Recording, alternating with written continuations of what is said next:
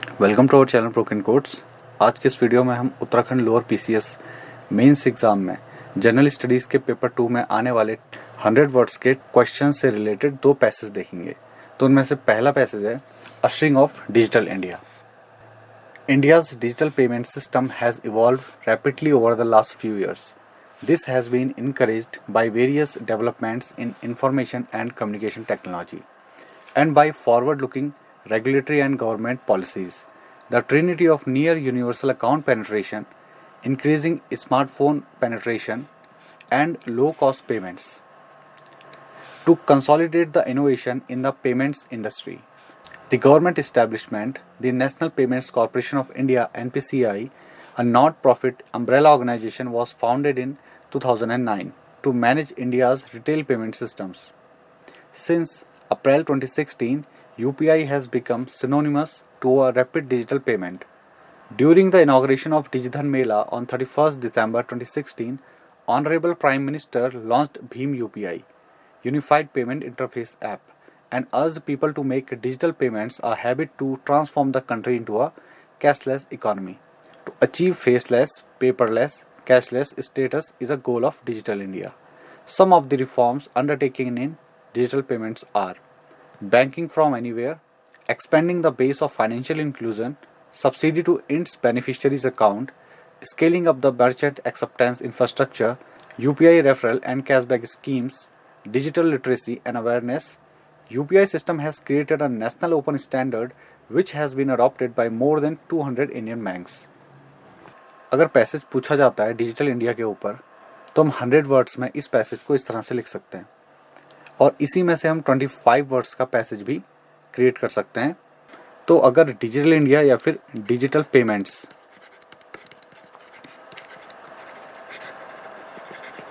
इनसे अगर कोई पैसेज आता है तो उन दोनों के लिए ही ये पैसेज इनफ है और इसमें थोड़ा बहुत चेंज आप खुद कर सकते हैं।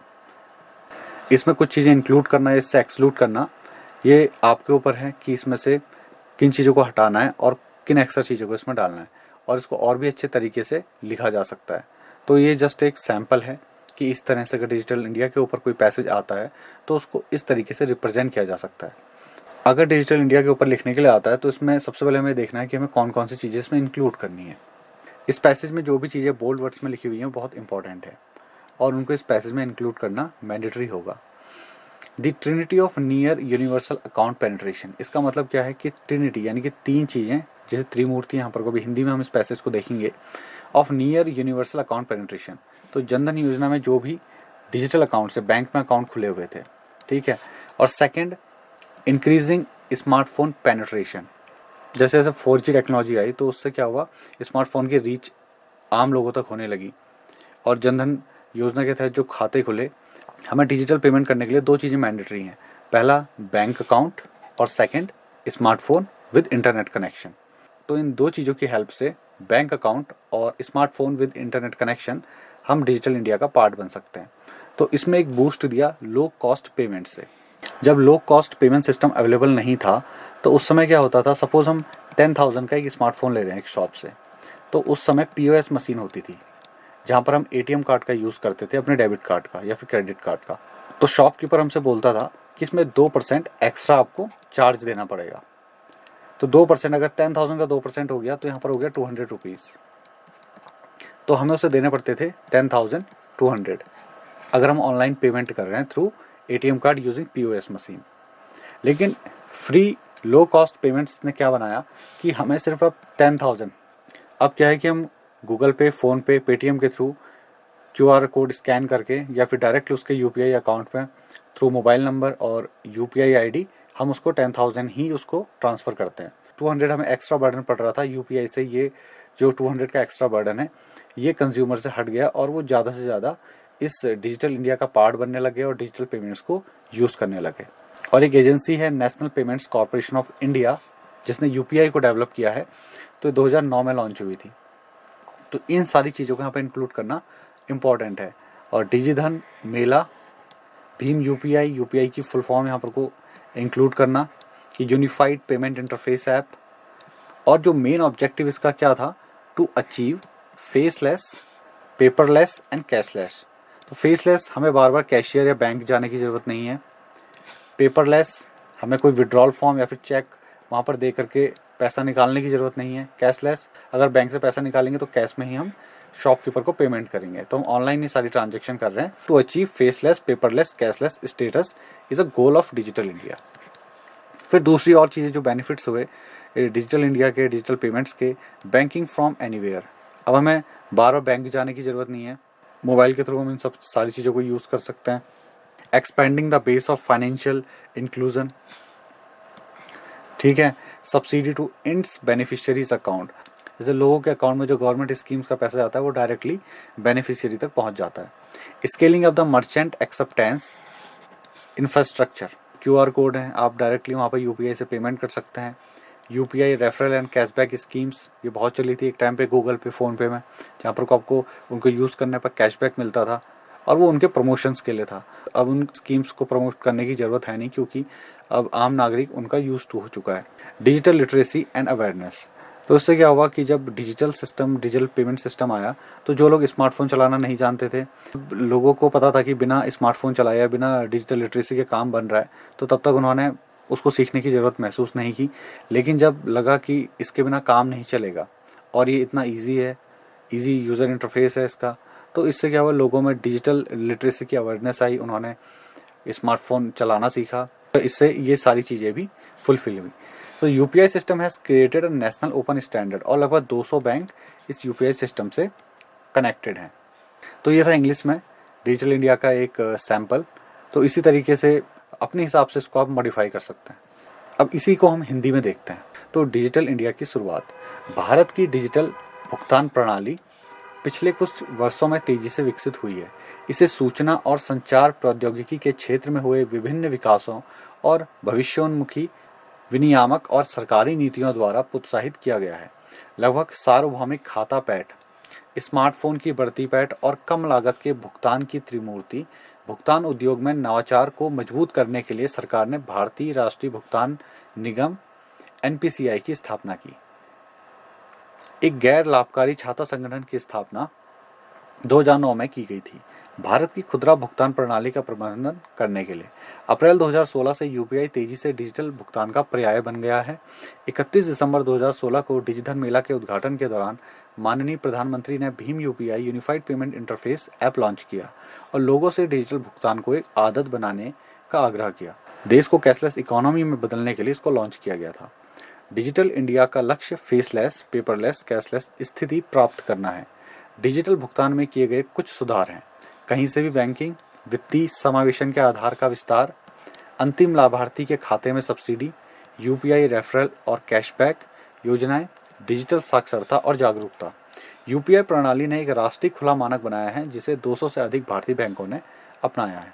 तो ये था इसका हिंदी में पैसेज, जो कि 100 वर्ड्स में है, और आप इसको ट्रांसफॉर्म कर सकते हैं 25 वर्ड्स में, कि जहाँ पर इसका 25 वर्ड्स वाला भी वर्जन कवर हो जाए और 100 वर्ड्स वाला वर्जन तो यहाँ पर कवर है। और इसको आप और अच्छा इसमें कुछ चीज़ें इंक्लूड करके इसको और ज़्यादा इसको मॉडिफाई कर सकते हैं।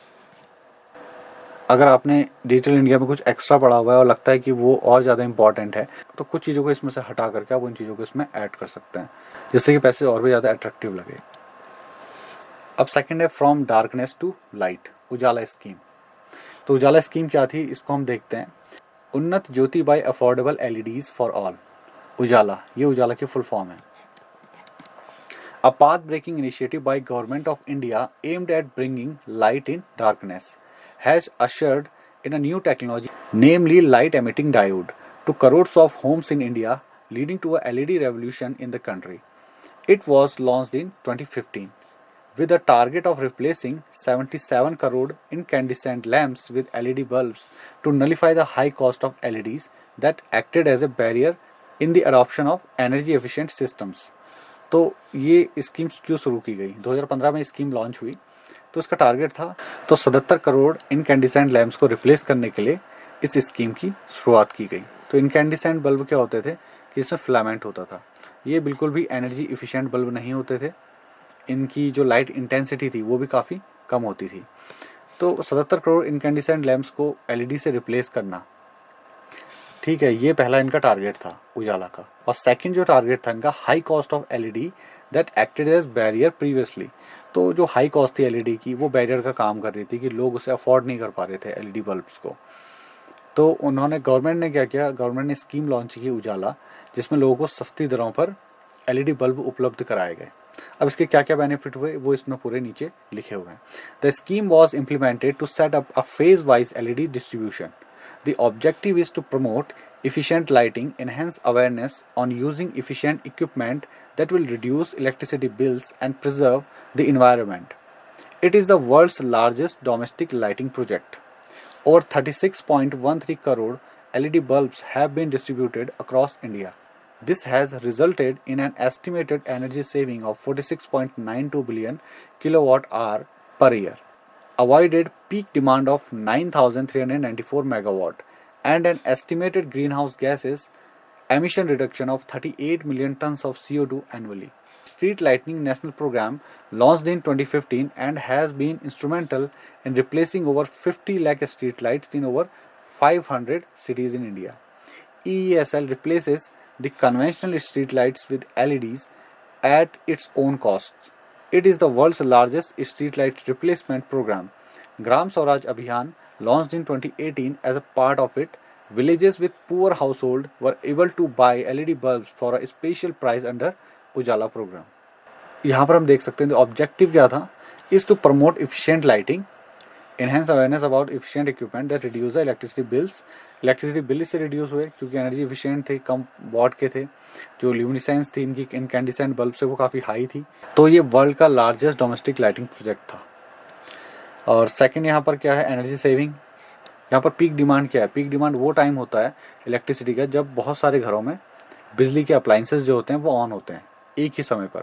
तो मॉर्निंग का टाइम, नाश्ते के समय हम बोल सकते हैं, ठीक है, रात के समय हम बोल सकते हैं, या ठंड में बोल सकते हैं, गर्मियों में जब एसी ऑन होते हैं एक साथ। And an estimated green house gases emission reduces.